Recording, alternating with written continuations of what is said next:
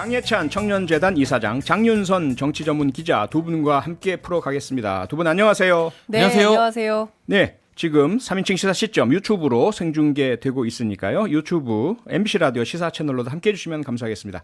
자, 오늘은 장윤선 기자께서 주목한 오늘의 이슈부터 살펴볼까요? 어떤 겁니까?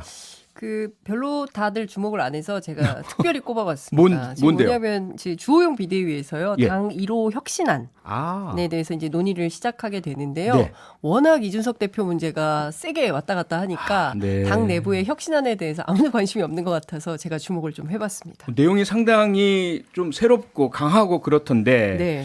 일단 윤리위 강화가 가장 그 중심에 있죠. 그렇습니다. 우선 윤리위원회가 사실 그동안에 그 정치권 안에서 윤리위는 정말 특별한 문제적 사안, 예. 이를테면은 이 김성원 의원의 수해 피해 지역에서 뭐 비 좀 왔으면 좋겠다 뭐 이런 발언, 예. 뭐 등등의 이슈가 있을 때 뭐 나오는 것이고 대부분은 이제 정치적 결정을 내려서 사실상 좀 형해화된 조직으로 뭐 이렇게 평가됐었는데 이번에 혁신위에서는 국민의힘 혁신위원회에서는 상당히 세게 윤리위를 좀 강화하려는 안이 들어있는데요. 예. 2024년 그 총선을 앞두고 그 총선에 출마하는 공천 후보자의 부적격 심사 권한을 윤리위원회에 부과해서 사실상 당내 사법기구로 만들겠다. 네. 근데 우리나라 정당 역사상 당 안에 사법기구가 있었던 적이 없거든요. 만약에 이게 신설된다면 제가 보기에는 정당 역사상 처음 사법기구가 설치되는 기구가 아닌가 이런 생각이 좀 드는데요. 네. 윤리위원장의 임기가 1년인데 이번에 3년으로 바꿉니다. 원래 당대표가 2년이잖아요. 그렇죠. 그러니까 당대표보다 더 임기가 긴 위원장이 되는 것이고. 그러니까 엇갈리게 그러면- 되네요. 당대표가 그렇죠. 윤리위원장하고 상관없게 그렇습니다. 만드는? 그리고 또 윤리위원장이 지금 이양희 위원장인데 그럼 이양희 위원장이 계속하느냐 이건 아니고요. 10월에 임기가 끝나니까 아마도 새 윤리위원장을 선임해서 하게 될 가능성이 높고 자격 요건도 강화한다는 것입니다. 네. 그리고 윤리위원은 그럼 어떻게 뽑냐? 상임정국위원회에서 인준하는 절차까지 좀 까다롭게 하겠다라는 내용인데요. 네. 여기까지가 이제 지금 공개된 내용이고 예. 앞으로 후순위로 나올 의제들은 무엇인지 제가 취재를 조금 더 해봤는데요. 네. 그러니까 당 내부의 공천기구를 3분할해서 공천 3권 분립을 하겠다는 입장이 전 있습니다. 상권 분립이요. 아마 이런 안도 처음 나오는 것 같은데, 그러네요. 예, 공관위, 윤리위, 전략공천이 이렇게 3분할을 해서 가겠다는 거고요. 예. 민주당은 이게 기존에 있긴 한데 이것을 당 대표가 동시에 임명하는 방식인데 이걸 좀 구분해서 하겠다라는 것이고, 네. 그리고 늘 좀 논쟁이 됐었던 지점인데 공직후보 기초 자격 시험. 네. 예, PPAT 이것도 도입을 할 거고 그리고 또 공직 출마자 인재 DB를 만들어서 네. 거기에 내가 출마하고 싶으면 이름을 입력하고 그다음에 뭐 그동안 본인이 뭘 했는지를 쭉 입력하는 방식으로 DB를 축적하겠다 뭐 이런 것도 있고 여의도 연구원 네. 전략 기획을 하는 단위죠. 이것도 혁신하는 내용 등등을 담고 있는데 예. 어찌됐든 내용 자체가 굉장히 세서 이 내용을 다 수용할 수 있을 것인가에 대한 의문이 좀 있는 상황입니다. 네. 이 세고 새로운 혁신안 장예찬 이사장님은 어떻게 보셨습니까? 저는 국민들에게 뭐 특별한 관심을 못 일으킨다는 점에서 좀 밋밋한 거 아닌가라는 생각이 우선 들고 밋밋하다고요. 네. 이게 지금 윤리위 권한 강화가 국민의힘이라는 정당이 처음으로 국민들에게 딱 포장지를 열고 드릴 수 있는 우리의 혁신안입니다. 선문입니다. 라는 것인지 혁신을 할 거면 조금 더 국민 정서와 공감되는 그러니까 당내 문제보다는 민심의 눈높이에 초점을 맞춘 네. 그러한 어떤 혁신안이 돼야 되는 건 아닌가 싶은 생각이 좀 들어요. 조금 전에 안철수 의원도 같은 취재 말씀하셨거든요. 민생 관련된 걸 1호로 내놔야 되지 않느냐. 그러니까 이 윤리위 독립성 강화 네. 그리고 당의 공천기구 3분할 예. 매우 중요하고 핵심적인 문제일 수 있겠습니다만 여의도 문제거든요. 그러니까 지금 우리 국민의힘이 더 절박하고 시급하게 국민들께 다가가야 하는 건 네. 여의도 바깥의 문제에 대해서 우리가 어떻게 달라질지 네. 혁신할지 하는 문제라고 생각을 하는데 예. 그 점에서 조금은 여의도 내부의 문제에 천착한 게 아닌가 하는 아쉬움이 약간 들고요. 네. 제왕적 당대표가 문제다라는 이야기 많이 해요. 뭐 제왕적 대통령제 문제다라는 이야기도 정말 나오고. 근데 네. 이 안대로 보면 제왕적 윤리위원장이 되는 거거든요.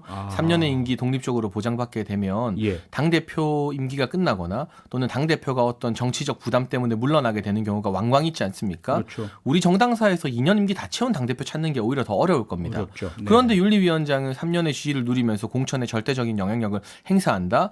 이게 오히려 민주적인 정당 운영 원칙에 위배된다라는 비판 비판의 소지도 덜어 있을 것 같고 네. 저는 공천과 관련해서는 그냥 당대표가 깔끔하게 책임지는 게 제일 낫다라는 생각을 합니다. 당원과 책임을. 국민들의 선택을 받은 당대표가 아하. 마치 아닌 것처럼 외부 명사 데려와서 뭐 공관위 구성을 다 맡기겠습니다. 이런 쇼 하지 말고 네. 그냥 당대표가 당원들의 어떤 중의나 민의를 받아들여서 책임 공천하고 네. 이 공천에 대한 정치적 책임도 그 후폭풍도 잘했든 못했든 당대표가 감당하면 될 일 아니겠습니까? 네. 그런 차원에서 이걸 또 공관위 윤리위 전략 공천이 나누는 거 민주당에서 비슷하게 이번에 했었어요. 제목 올 때 이원욱 의원이 전략 공관위원장이었고 그랬죠. 또 공관위가 따로 있었는데 그 전략 공관위에서 송영길 전 대표 서울시장 컷오프 했는데 또 안 받아들여졌잖아요. 되살렸죠. 예. 그럼 이게 사공이 많다 보니까 배가 산으로 가거나 그런 해프닝이 발생하면 오히려 아니한만 못한 결과가 나올 수 있어서 아하. 저 개인적으로는 뭐 다양한 권한 분산이나 독립성 이런 것도 다 좋은데 네. 실제로 정당을 운영해보고 선거 시즌에 돌입하게 되면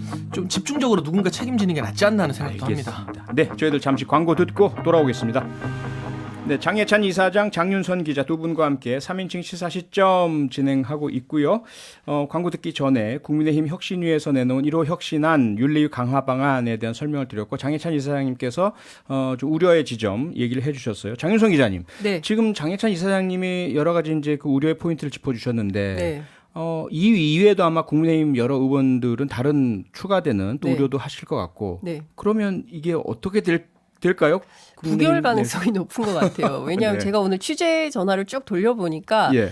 장혜찬 이사장님처럼 생각하시는 분들이 많이 있었습니다. 그러실 것 같네요. 예, 예, 네. 많이 있었고 네. 뭐 심지어는 말도 안 되는 얘기다 뭐 이렇게 최재형 위원장이 판사 출신이라서 아. 이렇게 막 법률적으로 하시는 모양인데 네. 이게 정치 논리를 그러니까 정치의 사법화 이거를 굉장히 우려하시는 분들이 많이 있었고요. 네. 앞서 말씀하신 대로 그 대표가 책임 정치를 하든가 아니면 아예 국민들한테 공천권을 돌려주는 방식으로 오픈 프라이머리를 해라. 네. 뭐 당원 한 500에서 한 1000명 정도 모으면 무조건 경선 붙여주는 걸로 뭐 이렇게 하든지 아하. 해서 완벽한 혁신형으로 하든가 해야지 그게 아니라 뭔가 누군가에게 거대한 권한을 주고 근데 정치적인 중립을 담보할 수 없잖아요. 당 내부에서는. 네. 그렇기 때문에 이게 결과적으로 상당히 위험한 결과를 초래할 수 있다 이런 비판이 상당히 많이 있고요. 특히 네. 이제 지금 징계에 걸려 있는 분들 있잖아요. 네, 그렇죠. 그런 분들 같은 경우는 강력히 반발하고 있습니다. 아하. 사실상 그 당정 관계를 수직화하려는 무모한 시도 아니냐 이렇게 권은희 의원 같은 경우는 반발을 좀 하고 있는데요. 네. 사실상 차기 전당대회에 출마하려고 하는 당대표 후보자들도 반대하는 분위기가 높습니다. 왜냐하면 이 당대표의 권한이 축소되는 그러네요. 뭐 그런 역할도 하기 때문에 여러모로 혁신안 1호 혁신안이 나오긴 했는데 네. 당 내부에서부터 적극적인 지지를 받고 있지는 못하는 상황인 것 같다 이런 생각이 좀 듭니다. 알겠습니다. 자, 그러면 장예찬 이사장이 주목한 오늘의 이슈로 넘어가 볼까요? 어떤 것입니까? 신군부라는 단어를 꺼낼 수밖에 없는데요. 신군부요.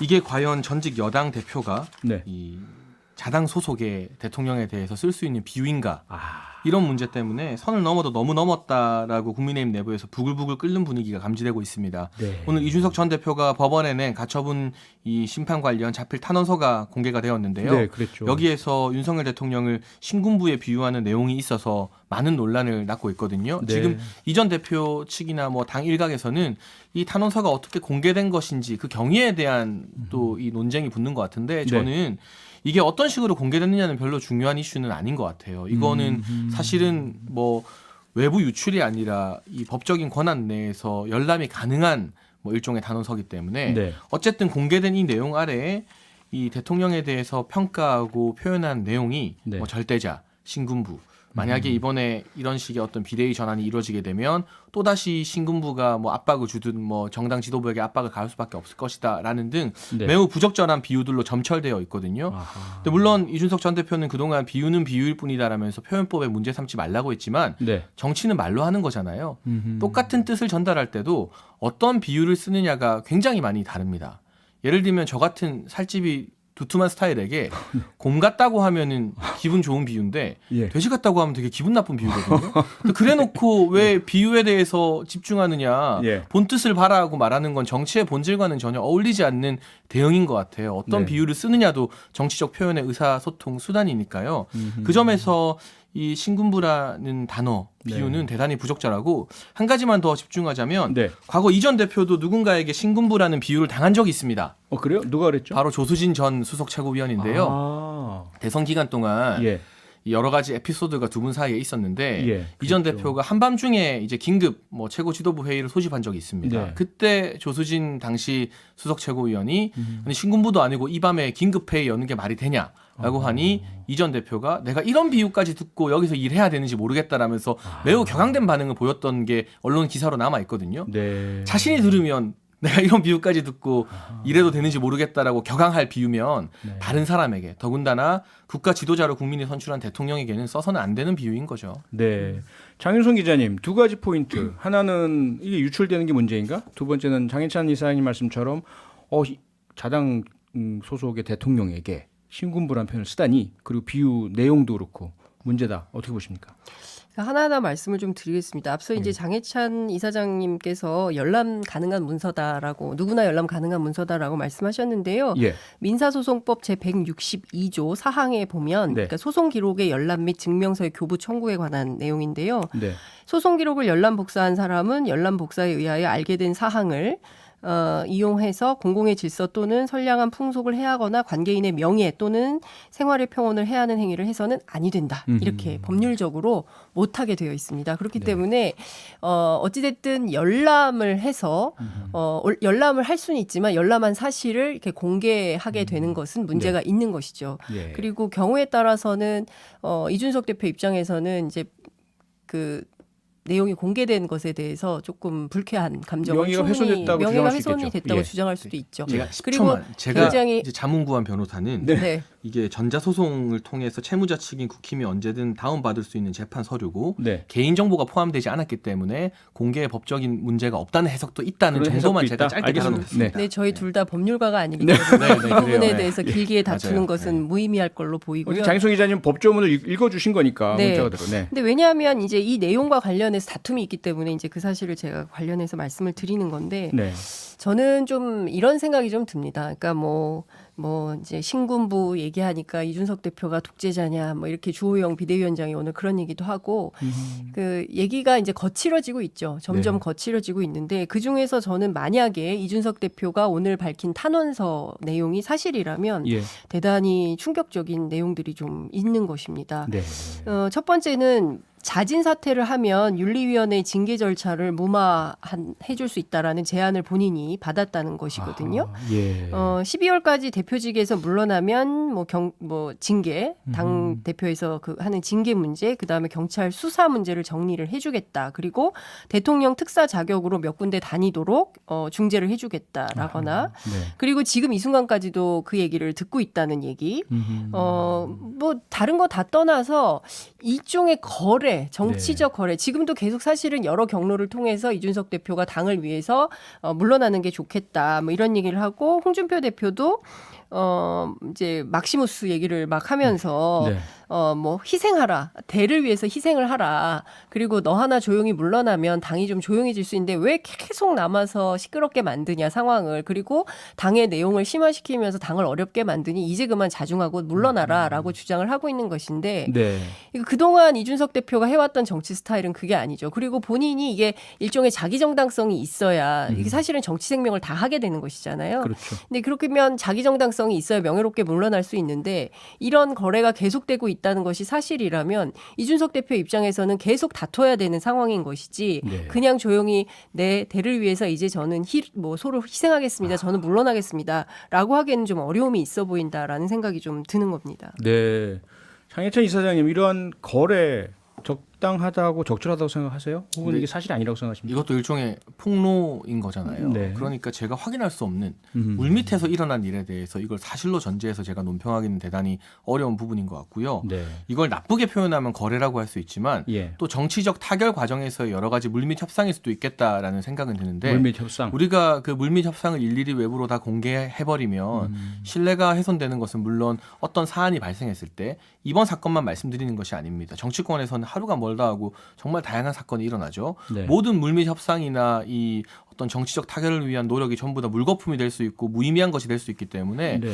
저는 뭐 특별한 사유가 있지 않는 한 비공개로 받았던 제안이나 대화에 대해서는 외부로 공개하지 않는 것이 정치인의 도리가 아닌가라는 생각을 하고 있고요. 네. 뭐 어쨌거나 지금 이제 양측의 정치적 타결은 조금 어려운 상황이 되었어요. 예. 법원에서 빨리 정리를 해줘야 되는 문제인데 남부지법도 이제 고심이 깊어지는 듯 다음 주 이후로 이 결정을 연기한다라고 오늘 기자분들에게 안내를 했습니다. 네. 다만 제가 바라는 것은 하루빨리 이 집권 여당과 정부의 안정을 위해서 다음 주 초에는 남부지법이 더는 미루지 않고 뭐 저는 어떤 판결 내리라 지금 이 말씀 드리는 건 전혀 아닙니다. 예. 어찌되었건 이 사태에 대해서 정리할 수 있는 법적인 해석을 내려주시는 게 네. 정치권의 혼란을 수습하는 하나의 길이겠다라는 당부 뭐 너무 바쁘시겠지만 예. 판사님들에게 드리고 싶습니다. 제가 네. 한 가지만 좀 네. 덧붙이고 싶은데요. 그러니까 제가 뭐 이준석 대표 대변인은 아니지만 사실관계에서 예. 뭐 이렇게 이거는 좀 바로잡아야 될 것 같아서 이제 공개는 국민의힘이 한 거거든요. 사실 내용은. 그러니까 네. 법원에 탄원서를 낸 거예요. 본인의 입장이 이렇다라는 그렇죠. 거예요. 제가 말한 건 그렇기 그 때문에 정치적 이 타결, 공개 뭐 물러서라 아니 했다는 그러니까 그 그런 협상. 내용들을 법원 재판부에 본인의 입장을 호소하기 위해서 낸 것이지 자, 이 내용을 언론에 알려주세요라고 한 것은 아닙니다. 사실 이 공개를 한 주인공은 국민의힘이라는 것이죠. 그렇기 때문에 이 자체를 이준석 대표에게 책임을 물을 수는 없다. 그러니까 이런 법원의- 논리적 개연성이 예, 있는 것 법원의 같습니다. 판사 앞에는 자필 탄원서는 폭로라고 볼 수 없다. 이 말씀이잖아요. 그렇죠. 아니 그런데 오늘 이건 MBC 공개가 김종배 씨가 진행하는 라디오 프로에서 예. 이준석 전 대표가 직접 자신의 입으로 이런 제안을 받았었다라고 말씀하신 게 있어요. 아, 저는 그 그렇죠. 부분을 말한 겁니다. 아, 네. 그 부분을 알겠습니다. 예, 뭐 시간은 거의 다 되었는데 정리 좀 해주셔야 될 것 같은데요. 그런데 지금 대통령의 지지율이 소폭 상승하고 있습니다. 네. 오히려 이준석 대표가 강하게 비판하니까 역작용이라는 이야기도 있던데 이건 어떻게 보세요?